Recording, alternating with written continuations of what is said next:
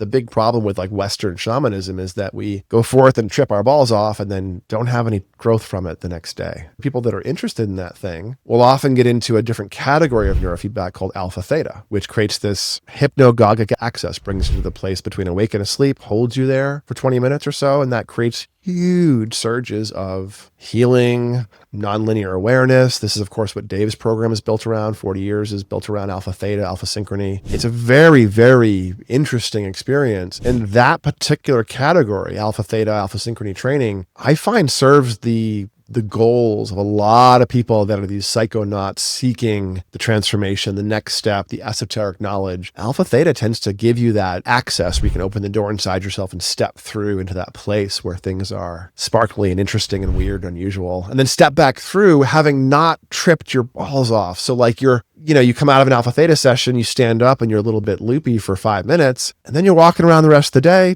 chill, having experiences that are relatively grounded. And so you have this wonderful access into that state, but you aren't being forced into that state the way you might with a heroic or macro dose of a psychedelic. So I think there are use cases for those drugs. I think that the stuff people want to get out of those drugs can be gotten without them generally. That's one of the questions I wanted to ask about was, are there other ways to access these spaces? I had another guest on who talks about like even like music festivals and stuff, which I'm a big fan of and have gone on a ton, like act as these sort of like liminal spaces where we go on this like sort of interpersonal and extrapersonal like adventure that leads to a sense of transformation and goes into it. So like, can you share with whatever like what is going on in the brain in these kinds of experiences, even without psychedelics, and then like what are some of the other ways that we can access this without substances or even without neurofeedback? Yeah, that's a great question. I'm not sure I have an answer. I think it's a sociological answer to some extent, but really what you're doing there is creating a container and engaging in ritual expression, right? And so ritual expression is essentially creating a sacredness and then acting within it. And I think that is the set and setting you are creating. It can be a Phish concert, it can be Burning Man, it can be a sun dance ceremony, a sweat lodge. And, each will serve different purposes. But when we go into a music festival, we're going with certain perspective around what we're going to get out of it and what we like to do there. Some folks are never stopping moving and dancing. Some folks are taking drugs. Some folks like to relax and, sit in a blanket. And that is the ritual for that person. So I'm not sure I know what's happening in the brain, but I would argue that the reason that we tend to be drawn to those environments is because of the opportunity to practice the ecstatic experience, where we loosen the linear shape of the mind. We're allowed to kind of move away from the pure linear thoughts into the more expressive, the receptive,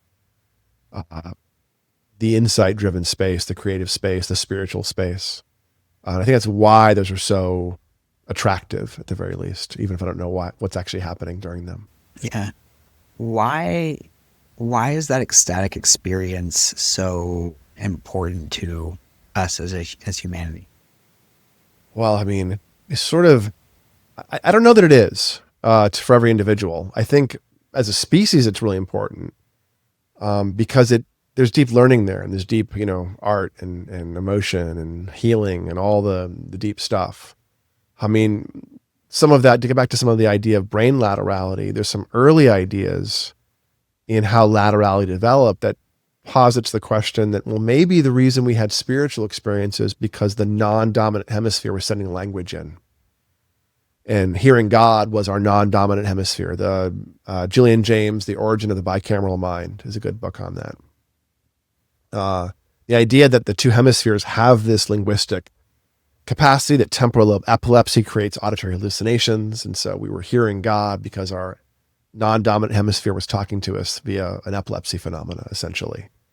So I think that we spend a lot of time in a linear environment. We're solving problems, we're watching TV, we're being sold to, we're fighting, we're getting money, we're consuming. It's very linear. It's a very transactional way to be.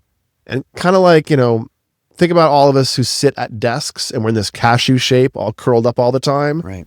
And then we find that kettlebells and yoga become super important because of the opposite, because they pull the body out and they teach the posterior chain to become really powerful so that you're not always curled up in a fetal position as a human. And I think that the ecstatic stuff becomes important for those of us for whom we are curled up in a linear position, to butcher the metaphor, where we're always in that like non-spiritual, non-abstract, non-nuanced, non-emotional, not aware state. Some education, some irrigation of those tissues, of those abilities, can give people a lot of more rich human experience, but also as a place to go to do healing, to release trauma, to release crap. Mercedes Eliade, who described shamanism, talked about the shaman goes to extraordinary reality and then comes back to ordinary reality. But again, the problem is harvest, coming back with insight, especially because a lot of the things we use historically to get to those states are very altering.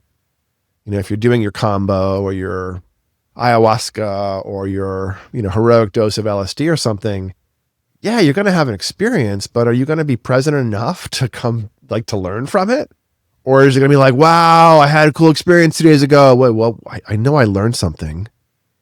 And if you do something that's not completely distorting, but gets you some of the same access, which can be dance, meditation with absorption practices, not awareness, like simple mindfulness, but like concentration, absorption practices, neurofeedback, intense exercise. I would argue if you're a musician, playing music at a high level with other people becomes one of those things as well, because it's a rich, nonlinear communication that you're just participating in instead of, deciding how it goes. And I think these are really important things that we may underemphasize in this modern Western linear world. Yeah. So what are some of the ways, I know you mentioned a few, but what are some of the ways that you recommend accessing those states on a more regular basis? Well, if there's things in the way, then do neurofeedback and get those out of the way.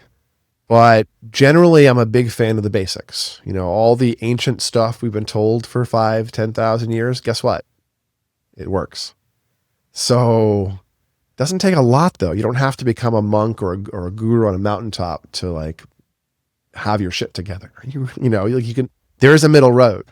So meditation or yoga, and yoga being a form of meditation, really. I think meditation's about the most underutilized tool set that we have and we're basically born with.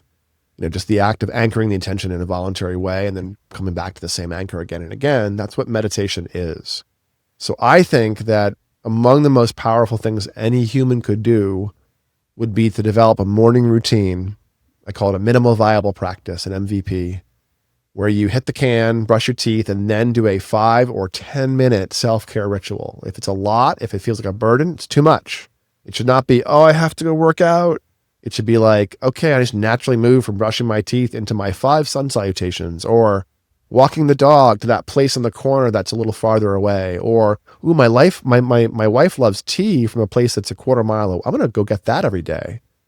Find that ritual, the movement, and a little bit of activity before food, before caffeine, before stressing, in that moment, because in the morning you're woken up by blood sugar and cortisol. So it's a circadian event. You want to burn off the cortisol and blood sugar before calling for any more. Otherwise, you're just trying to slam things into receptors that have recently been occupied. So this is why, the biohackers say to wait an hour for your coffee. It's to let the cortisol burn off naturally so that you actually feel the increased cortisol from that when you take it again. So I think the morning routine is about the number one thing people should be finding a way to construct a supportive morning strategy.